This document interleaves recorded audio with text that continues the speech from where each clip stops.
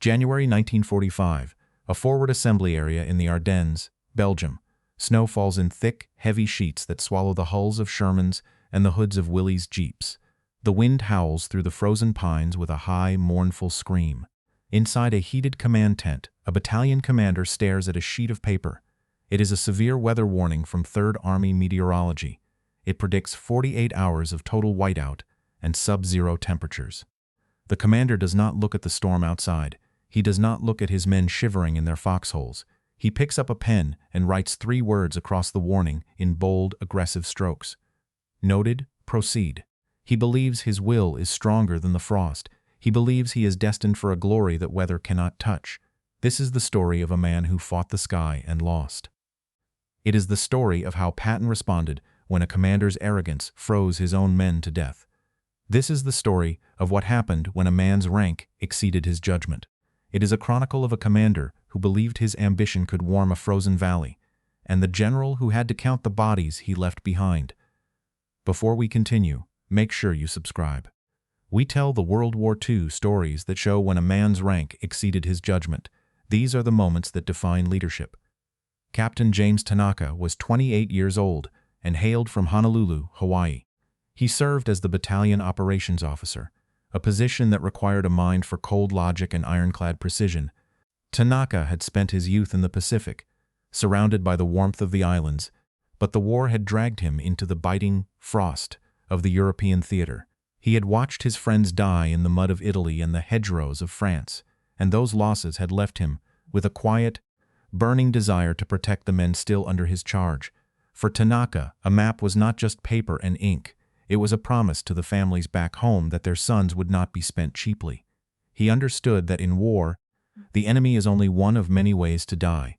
He knew that the elements could be just as lethal as a German 88, and he carried the weight of every casualty like a stone in his pocket. On that freezing morning in the Ardennes, he stood by the command post radio, clutching a weather report that he knew would determine the survival of 500 men. Lieutenant Colonel Edgar Winslow was 44 years old and came from a world of privilege in Salt Lake City, Utah. He was a man built on a foundation of rigid discipline and an even more rigid ego. Winslow did not see soldiers as men. He saw them as instruments of his own advancement. He arrived in the European theater with a tailored uniform and boots polished to a mirror's shine, even in the slush of a Belgian winter. His ideology was simple: the mission was everything, and human limitations were merely excuses for the weak. He worshipped the ghost of Napoleon Bonaparte, frequently quoting the emperor to justify his own lack of empathy.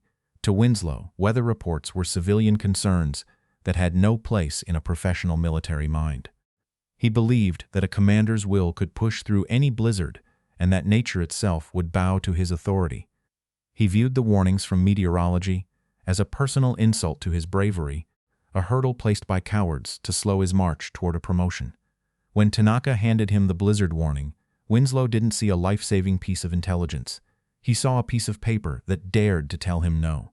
By January 1945, the Ardennes had become a frozen graveyard. The German offensive, known as the Battle of the Bulge, was beginning to buckle under the weight of Allied air power and superior logistics. But the weather remained the most formidable enemy on the field. The Western Front was locked in the coldest winter in decades. Supply lines were choked by drifts of snow that reached the waists of the infantry. Engines froze solid in their blocks, and the oil in machine guns turned to a thick, useless sludge. For the American GIs holding the line, the war had transitioned from a tactical struggle against the Wehrmacht to a primal battle for survival against the elements. Logistics were in a state of constant crisis, as trucks skidded off icy mountain roads and air support remained grounded by low ceilings and blinding fog. In this atmosphere of desperation and ice, many commanders were tempted to push their men past the breaking point. The pressure from higher headquarters to finish the war was immense. Some officers viewed the brutal weather as an obstacle that could be overcome by sheer aggression. They ignored the reality that a soldier who cannot feel his feet cannot hold a rifle. Throughout the campaign, many mid-level officers had let safety protocols slide, viewing frostbite casualties as an unavoidable cost of doing business in the winter. They treated the falling mercury as a nuisance rather than a tactical reality. The line between a bold offensive and a negligent massacre had become dangerously thin. Discipline in some units was fraying, not from cowardice, but from the simple, terrifying fact that the human body has a thermal limit. It was in this environment of frozen exhaustion that a single battalion was ordered to do the impossible. The stage was set for a disaster that had nothing to do with German bullets and everything to do with a commander who refused to look at the sky. Captain Tanaka stepped into the command tent, his boots caked in frozen slush. He held the updated weather advisory like a shield. The wind rattled the canvas walls so loudly they had to lean in to hear one another. Tanaka pointed to the barometer on the desk. He explained that the pressure was bottoming out. He told Winslow that the storm wasn't just coming, it was already here. Vividza was down to less than 50 feet, and the temperature was dropping 5 degrees every hour. He asked the colonel to look at the maps again. He recommended a 48-hour delay to let the front pass. He said the men could not survive a night in the open without cover. Winslow didn't even look up from his coffee. He told Tanaka that he had seen snow before. He said that a little frost never stopped an American advance. Tanaka shook his head and said this wasn't a little frost. He called over the weather officer, a young lieutenant who looked terrified. The lieutenant described the incoming whiteout as a wall of ice. He said that once the wind hit 30 miles per hour, no man would be able to see the person in front of him. Communication would be impossible. Radios would fail. The lieutenant colonel finally stood up. He walked to the tent flap and looked out at the swirling gray void. He told the men that Napoleon didn't stop for snow. He said that weather is an excuse for weak commanders who are afraid to fight. Tanaka replied that Napoleon lost his entire army to the Russian winter because he ignored the very same facts. Winslow turned on him with a cold, sharp glare. He told Tanaka that civilians had no place in his battalion. He picked up his pen and scrawled his initials across the warning. He wrote "Noted" and "Proceed" in large, arrogant letters. He told Tanaka that the attack would commence at dawn as planned. He said that any officer who mentioned the weather again would be relieved for cowardice. Tanaka looked at the initialed paper and realized the colonel was more interested in the trail of his own authority than the lives of his soldiers. He knew he couldn't stop the madness from the inside. He watched as the orders were transmitted to the companies huddled in the drifts. He saw the medics preparing for a battle that hadn't even started. The report of the colonel's defiance reached Patton's headquarters within the hour. The weather warning, bearing Winslow's personal mark of negligence, was hand-carried to the general's desk. The storm had arrived, and with it, a disaster that could not be blamed on the enemy. Patton arrived within the hour. His jeep cut through the blinding whiteout like a ghost made of steel and ice. The 4 stars on his helmet were the only things that didn't disappear into the gray. He stepped out of the vehicle and walked toward the command post. He did not rush. He did not hunch his shoulders against the wind. The ivory revolvers on his belt were cold as death. Every man in the room snapped to attention as he entered. The air in the tent became even thinner than the mountain air outside. Patton stood in the center of the floor, his eyes scanning the space until they landed on the initialed weather report. He picked it up with 2 fingers. He looked at the 3 words scrawled in Winslow's hand. He looked at the man who had written them. His voice was quiet, but it carried through the howling gale outside. "Colonel, did you read this report?" Winslow stood tall and nodded. "Yes, sir," he replied. Patton tilted his head. "And you understood the severity of the conditions described by your meteorology officer?" Winslow cleared his throat and said he understood the forecast, but believed the tactical advantage of surprise outweighed the risks. Patton's eyes never left the colonel's face. He asked if the colonel had personally inspected the front line before the advance. Winslow hesitated, then admitted he had monitored the situation from the command post. Patton asked him to confirm the current casualty count. Winslow whispered that 41 men were down with frostbite and 11 had succumbed to the cold. Patton dropped the paper onto the table. "You wrote 'Noted' and 'Proceed,'" Patton said. "You noted that the temperature was below 0, and you proceeded to march 500 Americans into a meat grinder made of ice. You told your officers that Napoleon did not stop for snow. You seem to fancy yourself a student of history, Winslow, but you are a failure as a pupil. Napoleon lost 500,000 men in the Russian snow because he shared your specific brand of terminal arrogance. He is a cautionary tale, not a role model. A blizzard is not a civilian concern. It is not an excuse. It is a tactical fact. Ignoring a fact is not an act of courage. It is an act of criminal negligence. You are not fighting the Germans. You are fighting the very earth beneath your feet and the sky above your head. You are fighting two wars. And because of your vanity, you are winning neither of them. A commander who cannot respect the power of nature has no right to command men who are subject to its laws. You have spent the lives of 11 men for 0 inches of ground. You have traded blood for frost, and you did it because you were too proud to wait for the sun. You have a choice, Colonel. You can give me your pistol now and face a board of inquiry, or you can go back out into that storm and carry the first of those frozen bodies back to the assembly point yourself. Choose now.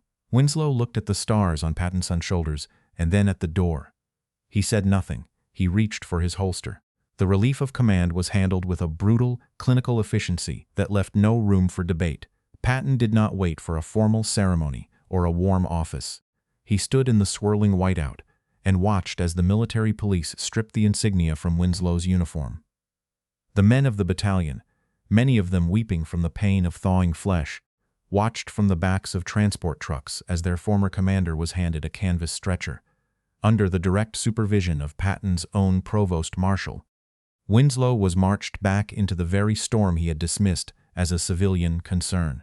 He spent the next 4 hours trudging through hip-deep drifts, helping to recover the frozen remains of the 11 men he had sent into the void. The wind whipped against his face, turning his skin a raw, angry purple, but there was no shelter provided. Every time he stumbled, a sergeant was there to remind him that Napoleon did not stop for exhaustion. The battalion looked on in a heavy, freezing silence. There was no cheering, only the grim satisfaction of seeing a man finally forced to reckon with the reality of the environment he had tried to conquer with a pen. By the time the last body was recovered, Winslow was shivering so violently he could no longer speak, his polished legacy buried under the weight of the ice. Captain James Tanaka returned to Honolulu after the war, carrying the weight of that frozen morning in his silence. He finished his degree and became a high school teacher, but he never could quite tolerate the sound of a winter wind, even in the warmth of the islands. He lived a quiet, dedicated life and passed away in 1994, surrounded by a family who never knew the full details of the blizzard in the Ardennes. He kept a small, yellowed piece of paper in his desk for 50 years. It was a copy of a weather report with the words "Noted and Proceed" written in a sharp, arrogant hand. He kept it as a reminder that the greatest threat to a soldier is often the man standing directly behind him. Edgar Winslow did not fare well in the post-war world. The Board of Inquiry did not look kindly on his decision to ignore documented operational intelligence. He was quietly moved to a desk job in a logistics depot before being forced into early retirement in 1947. He returned to Salt Lake City, but the local veterans' circles knew his name and the story of the 11 men who never came home. He lived out his remaining years in a bitter, isolated state, frequently writing letters to military journals defending the necessity of aggressive command. He died in 1968, still convinced that his only mistake was being born into an era that lacked Napoleon's stomach for casualties. Patton never mentioned Winslow by name in his diaries, but he did keep a copy of the directive he issued that afternoon.